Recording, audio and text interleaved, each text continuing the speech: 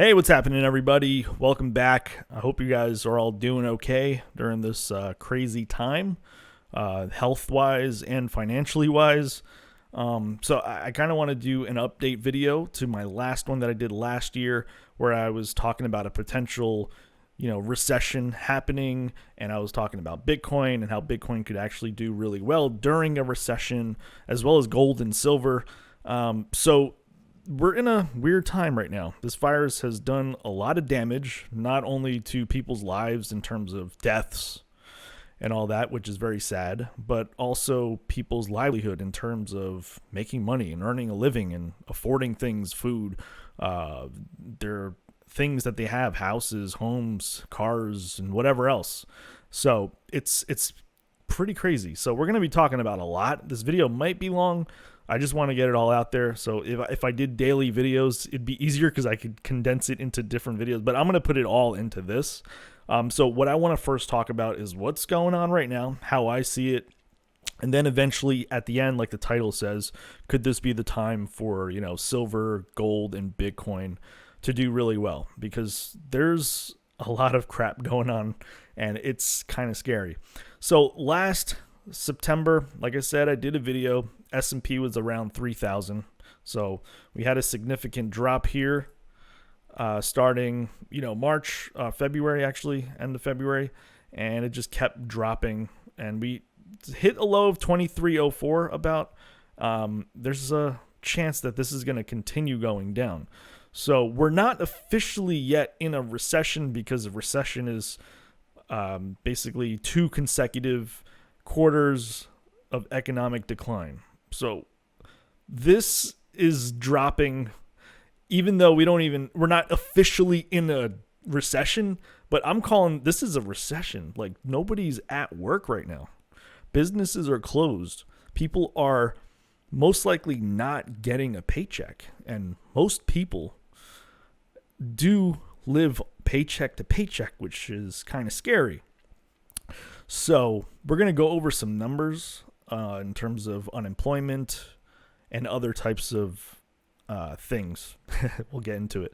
All right, so let's first start off with the national debt clock, because they've been printing. The Fed has been printing, and not necessarily even printing. They just, it's numbers on a screen. It's just a computer, and they just type the number like, trillions of dollars or whatever they want to do, right? So last September, I believe the U.S. national debt was about 22.5 trillion. So 22.5 trillion. So that went up another trillion within a few months. So that's pretty crazy. So let's get to the scary stuff. It's not looking good. So unemployment. This is last recession. So this gray area was the Great Recession, this time period, 08 to middle of 09, whatever you want to call it. So it was the unemployment claims back then was 665,000 at its peak. And like right now, today, basically as of March 28th, 6.6 million claims for unemployment. And this number is going to go up. The longer that we stay in quarantine, this number is going to keep going up. So 6.6 million, this is going to go up. This is as of March 28th. And this is kind of scary because, like I said, most people, maybe not most people, but a lot of people are living paycheck to paycheck. And not only that, their money is going towards things like cars. They need a vehicle to get to work or go to the grocery store to go shopping. So check this out. Nearly 66 billion of the total 1.33 trillion in outstanding loans for vehicles were over 90 days delinquent in the fourth quarter of 2019. So this is before the virus, 66 billion. And that's up from 57 billion for the same period last year. So now people are actually not working and possibly not getting a paycheck. What is this number going to look like in terms of delinquent? So 90 days, I mean, how long have we been in quarantine for? This is probably going to last some more time. There's a lot of damage being done right now because of this virus. So on top of the vehicles, car loans, we also have credit card debt. So the average credit card balance per person in the United States was $6,194 in 2019. So this is updated on March 11th, 2020. I'm not sure where the update is, but I'm just going to go off of what I think. So this is an increase of 3% compared to 2018. Now, this is saying it was $6,194 in 2019. Think about all these people that went out shopping prior to this lockdown, or even now buying so many things like toilet paper or like whatever they think they need, food. It might all be on credit card, and they don't have the money actually coming in because nobody's working. We're all in quarantine. It's like only essential workers actually going to work and earning their paycheck still. So this may increase a lot. So I don't know if like the government is going to try to, pause, auto loans. Like you don't have to pay them anymore, and you don't have to pay your credit card anymore for the time being. And then I don't know, like mortgages. So U.S. mortgage debt hits a record $15.8 trillion. So I've heard talks of them saying they're going to halt mortgage payments as well as rent. That's scary. I mean, if say you're renting from someone, I mean, that person that you're renting from still owes money to somebody like the bank in terms of a mortgage, unless they own it outright. So there's so many different scenarios of like what's going on, man. This is crazy. So are people going to be able to pay their mortgage to live, or their rent? And then, we have these stimulus packages of, the government just printing money, giving it out. What was it? $2 trillion, whatever it was, mostly for bailouts.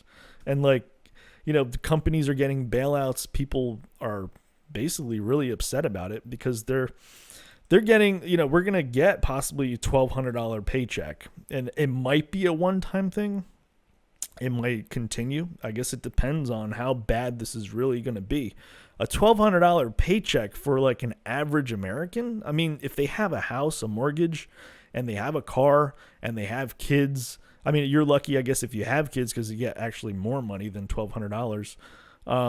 But is that going to cover like a whole month? Like that might cover like a few days or like a week.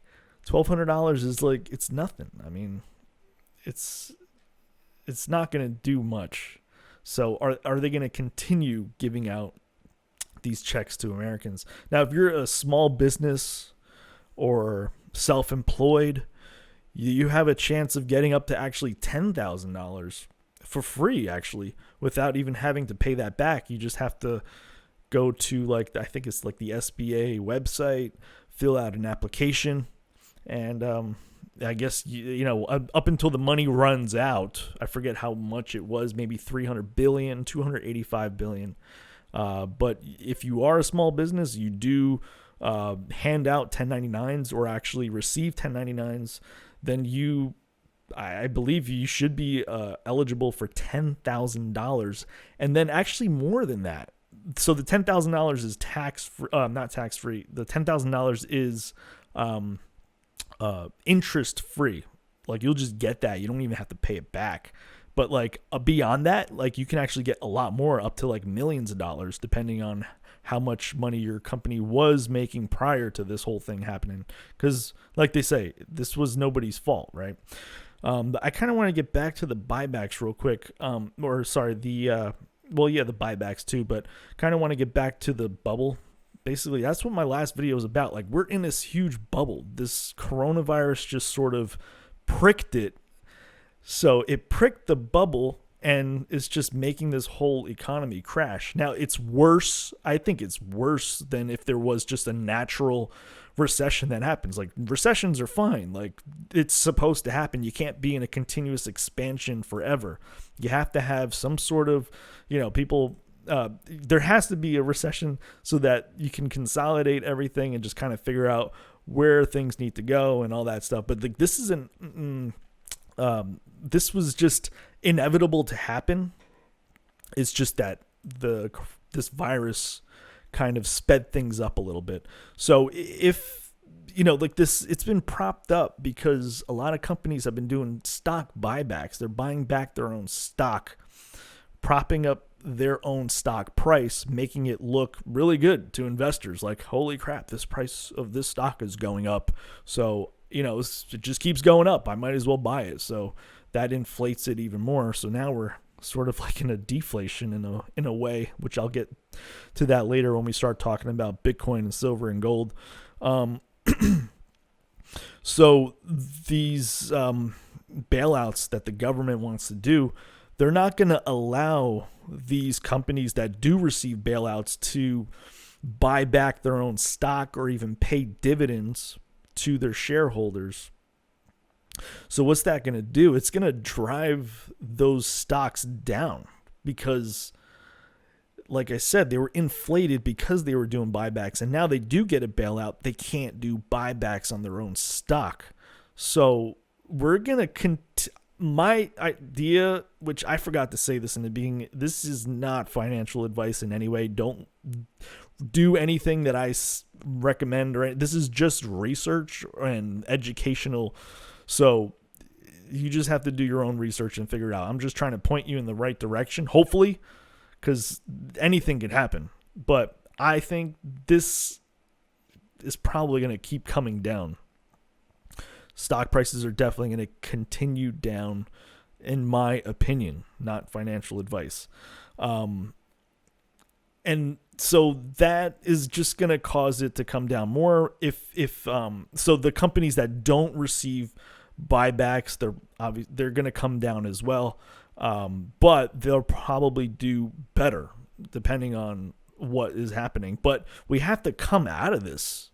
Like this virus needs to end. We got to get people back to work.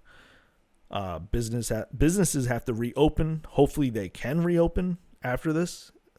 Not sure. It's kind of crazy because a lot of businesses could close. And another thing is,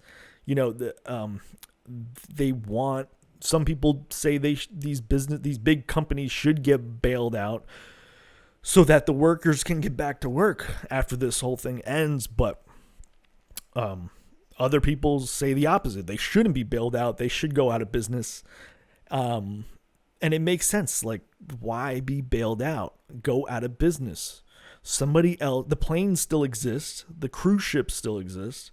Somebody with money is going to come and buy out that business and then start it again from scratch, which is probably better because the companies that are running now, like Boeing, like what the hell?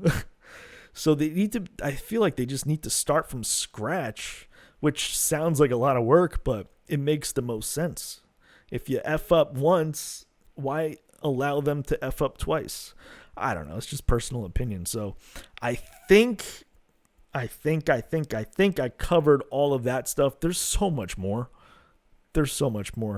I just hope that this virus ends soon. Hopefully ASAP, like today, so we can get back on track and people can get back to work and businesses can continue so we can bring the economy back.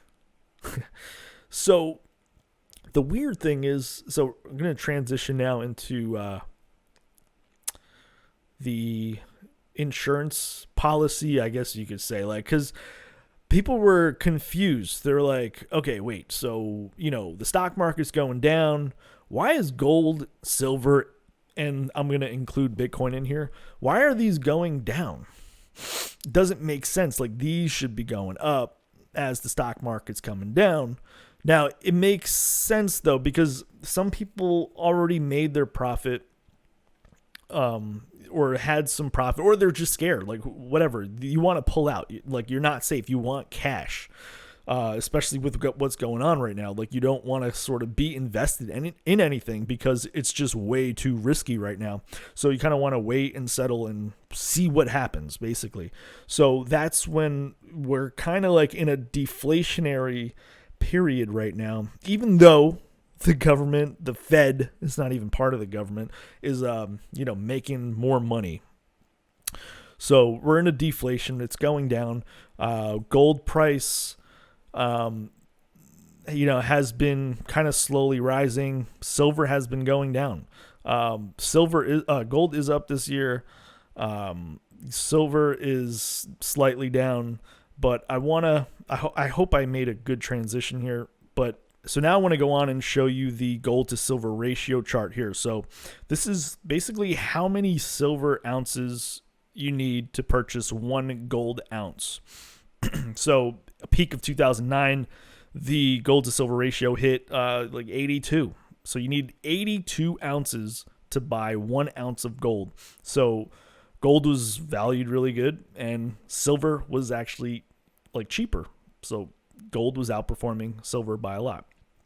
So this was peak 2009. You can see 2009, the price of silver did come down. So that's why it's inverted basically. So 2009, price of silver down. 2009, the amount of silver you need to buy gold is high. So it hits the high, and as that comes down, you can see 2011, the ratio is it's tight. It's very low. It's close to 32.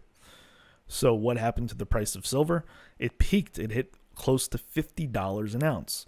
And then once that ratio hit that low, it started to go up again. And look at where we're at today. We hit over 120, and last it says 113. And the price of silver is still down here. Because that ratio is so high, you need so much more silver to buy gold. It just means that silver is truly undervalued by a lot. Again, not financial advice. So it seems to be very cheap. So we've never seen this before. Let me go to all data. This is the highest ratio ever, according to this chart. I mean, we went off the gold standard in 1971. So then, these prices start to fluctuate a lot more. So actually, let me show you the gold. It was pegged at $35 an ounce, and that chunk went up to over 500. Crazy. So now we're just US dollar is just all debt based basically. So there's a good chance that silver can rise beyond 50, or at least beyond 20. So the crazy thing is that the price of silver is $14.51. It's cheap. There's actually a silver shortage, physical silver. There's a shortage. It's hard to come by. And the other problem is the premiums that these distributors are charging are insane. So even though the price of silver is really cheap, $14.51, the premiums are depending on where you go, they could be $8. So you're paying over $20 an ounce of physical silver. So it's interesting. If there is a ton of demand for silver and there is no supply, basically, the price should be a lot higher. So a lot of people think that the price of silver and gold is just manipulated for a while now. And it could be because there's somebody behind the scenes doing some kind of manipulation. It could be because there's a lot of paper trading, so not physical, but just paper, just on paper. So there's many different things that could cause the price of silver and gold to be this low. Now, I think maybe, because like I said, we're in a sort of deflation right now. Also with the stock market, this is probably going to come down more. The gold and silver price may continue coming down. This has been going kind of sideways. So I think we could still see prices come down more. Who knows? This is supposed to be the hedge against recessions and all that stuff. But price down, and then after, things kind of settle down, people get confident again, I think these should start pumping pretty good. And that's usually what happens during after these recessions, and you can see it on the charts. Now, the thing is that Bitcoin has never existed during a recession. It was built out of the last recession. And I just want to mention on the last video that I did last September, Bitcoin was around 10,100. So it did come down a good amount. It's 6,800. But which I did mention it last time, the halving coming up this May, it's going to drop the supply the supply of Bitcoin. So the amount that's mined every 10 minutes is about 12.5 Bitcoin per block found every 10 minutes. In May, that's going to half. So it's going to go to 6.25. So the supply is going to actually go down. So what people say is like when that happens, they think that miners are going to stop. It's not profitable anymore. Why would they keep mining if the supply is down and the price kind of stays around this area? But then there's this model. It's called the stock to flow model by Plan B. So essentially he says, I thought I had the chart, man. I thought I had the chart. Here it is. So what he's saying is, it's a stock. As the stock of Bitcoin decreases, the price goes up. So I don't remember exactly, but right now gold has some sort of higher number. Here it is.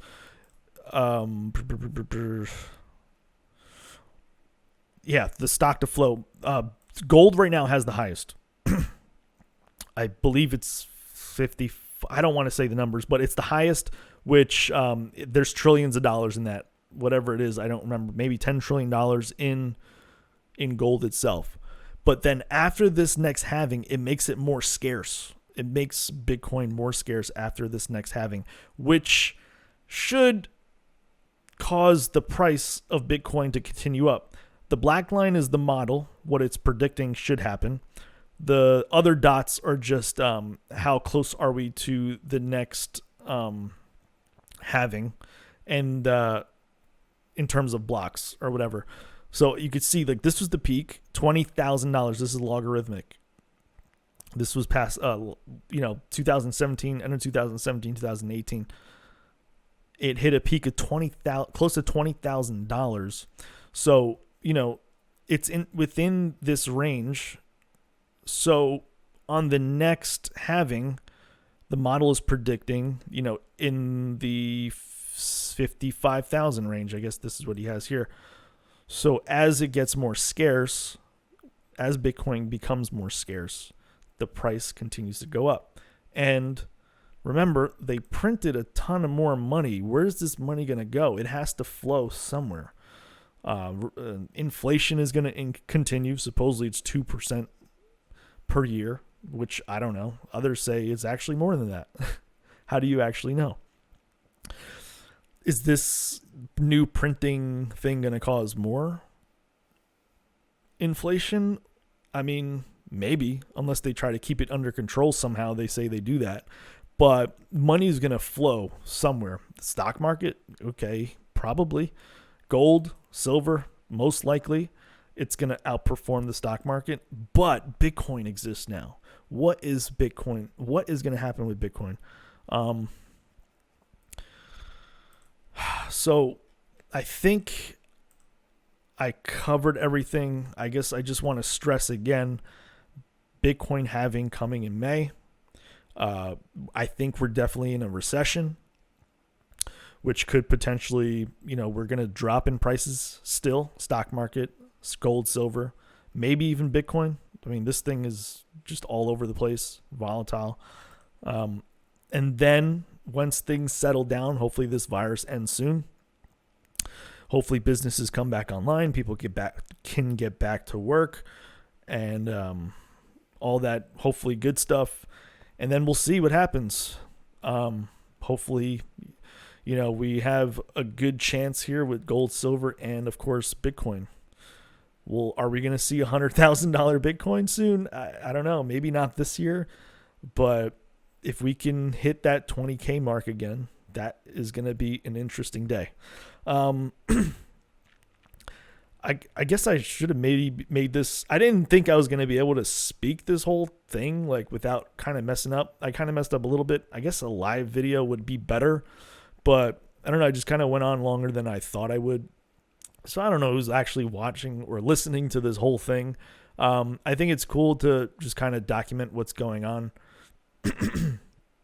especially so you could come back in the future and see if you were wrong or right. And then when things like this happen again, you kind of know what to do and how to react. At least you're more prepared. So, like, again, I wanted to say, like, this is not financial advice. It's more of just educational, and hopefully it points you in the right direction and looking into different avenues and things that you can do. And I just want to, again, say, hopefully everybody is healthy out there. Boost your immune system. I've been taking vitamin A, vitamin D, vitamin C, probiotics to keep my immune system running, functioning properly. Because it's an unhealthy immune system that basically causes these deaths. So it's unfortunate, but yeah, stay healthy. Hopefully you guys are doing good. Let me know what you think of this. Leave some comments. Maybe I screwed something up. Maybe you see it in a different way. Let me know what you think, and I'll see you in the next one. Bye.